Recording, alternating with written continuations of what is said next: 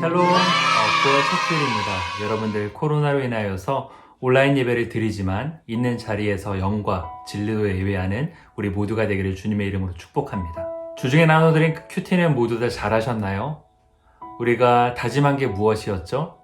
예배 10분 전 먼저 앉아서 기도로 예배를 준비하는 것이었습니다. 여러분 이제 눈을 떴을 텐데 세수도 좀 하고 또 옷도 좀 갈아입고 이렇게 경건한 마음으로 함께 자리에 앉아 예배하는 우리 모두가 되기를 원합니다. 그리고 아직 새벽나라 9월호를 준비하지 못한 친구들이 있나요? 설마 아무도 준비 못한 건 아니죠? 여러분들 중에 아직 준비를 못하였다면 인터넷에서 새벽나라 또는 생명의 삶을 검색하면 그날의 본문을 알 수가 있습니다. 그 본문을 따라서 우리가 함께 말씀을 묵상하는 모두가 되기를 바랍니다.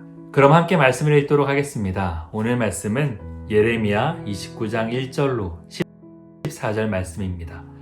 말씀을 한 절씩 교독 후 마지막 절은 같이 읽도록 하겠습니다. 제가 먼저 읽겠습니다. 이것은 예언자 예레미야가 느부갓네살이 예루살렘에서 바벨론으로 잡아간 포로들 가운데 남은 장로들과 제사장들과 예언자들과 모든 백성에게 예루살렘에서 보낸 편지의 내용입니다.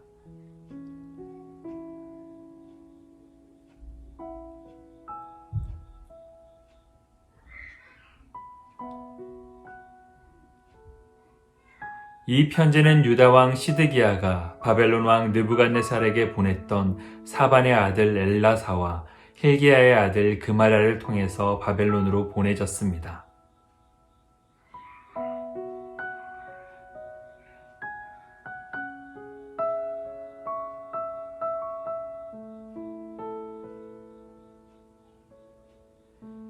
아내를 취해 아들들과 딸들을 낳으라. 너희 아들들을 위해 그 아내들을 취하고 너희 딸들을 결혼시켜 그들의 아들, 딸들을 낳게 하라.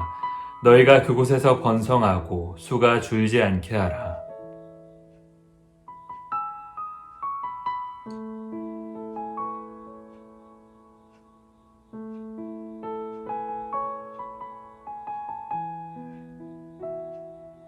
이스라엘의 하나님 만군의 여호와께서 말씀하셨다. 너희 가운데 있는 예언자들과 점쟁이들이 너희를 속이지 못하게 하라. 또 그들이 꾼 꿈 이야기에 너희는 귀 기울이지 말라.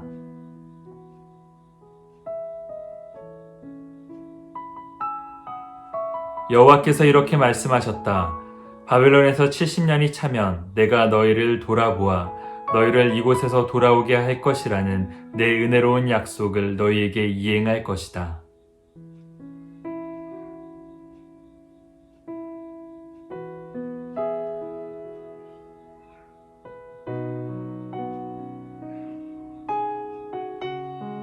그러면 너희가 나를 부르고 와서 내게 기도할 것이고 나는 너희 말을 들을 것이다.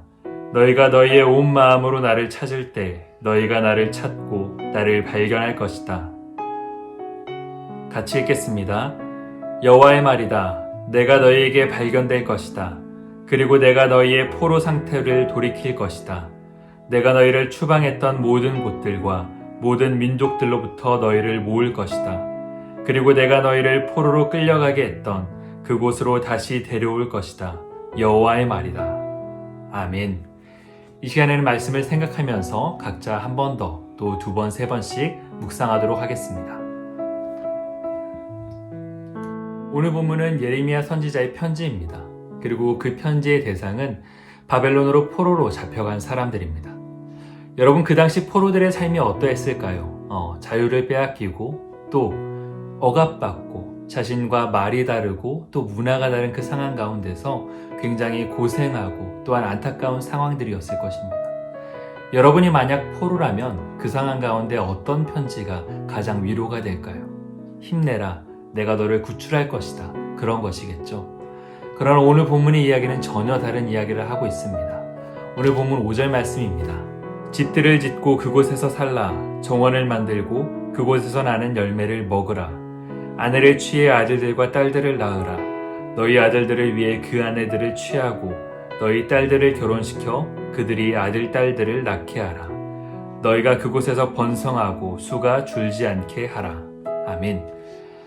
무슨 말일까요? 한마디로 포로로 잡혀간 그 상황 가운데 만족하고 또 그 상황 가운데서 순종하면서 잘 따라 살아가라는 말입니다. 이 말이 어떻게 포로들에게 위로가 될 수 있을까요? 당장 탈출시켜줘도 모자랄 판에 하나님께서는 그들과 함께 또 그들과 순종하며 살아가라고 합니다. 도무지 이해가 되지 않는 말씀입니다. 그런데 거기서 끝난 것이 아닙니다. 한 걸음 더 나아가서 하나님의 말씀은 더 심한 요구를 하고 있습니다. 7절 말씀을 보게 되면 하나님께서는 포로로 잡혀간 그 사람들을 향하여서 자신의 원수들 또 그 성읍을 위하여서 평안을 빌고 또 기도하라라고 말하고 있습니다. 사촌이 땅을 사면 배가 아프다는 말이 있습니다. 아무리 친하고 또 가까운 사이라 할지라도 이렇게 땅을 사면 배가 아프고 또 답답한 것이 우리의 마음일진데 어떻게 원수들을 위하여서 기도하고 또 그들에게 평안을 빌어줄 수 있을까요? 당장 내가 평안하지 않고 내 삶이 포로인데 말입니다. 그렇게 할 수 있는 까닭은 그것이 하나님의 방법이고 또 하나님의 계획이기 때문입니다. 하나님께서는 이스라엘 백성들, 특별히 포로로 잡혀간 그들이 정말로 그 성읍을 온전히 사랑하고 또한 품기를 바랬습니다. 우리가 원수를 사랑하고 그들을 위하여서 기도해야 하는 까닭은 그래야 우리의 마음이 평안하기 때문입니다. 우리가 누군가를 미워하고 시기하고 질투하고 그런 마음이 우리 가운데 생기게 되면은 우리의 모든 생각이 거기에 집중하게 됩니다. 그래서 정말로 우리가 해야 할 것들, 또 하나님을 사랑하고 이웃을 사랑하고 우리 부모님을 사랑하는 사람들과 함께 그렇게 함께 기쁨으로 살아가기에도 모자란 시간들이 우리가 미움으로 뺏겨버리기 때문입니다. 사랑하는 여러분, 사촌이 땅을 사서 배가 아픈 이유는 정말로 그 땅에서 농사가 잘 이루어지라고 정말로 똥이라도 한번 걸음으로 주라고 배가 아픈 것이 아닐까 생각되어집니다. 하나님께서는 이스라엘 백성들을 향한 계획을 갖고 있었습니다. 오늘 보면 10절 말씀을 다시 한번 읽겠습니다. 여호와께서 이렇게 말씀하셨다. 바벨론에서 70년이 차면 내가 너희를 돌아보아 너희를 이곳으로 돌아오게 할 것이라는 내 은혜로운 약속을 너희에게 이행할 것이다. 아멘. 포로된 자들에겐 70년이란 시간이 필요하였습니다. 하나님을 멀리하고 또한 우상을 숭배하면서 타락하였던 이스라엘 백성들. 많은 선지자들이 그들을 향하여서 너희들에게 70년간의 포로 생활이 있을 것이라고 이야기하였습니다.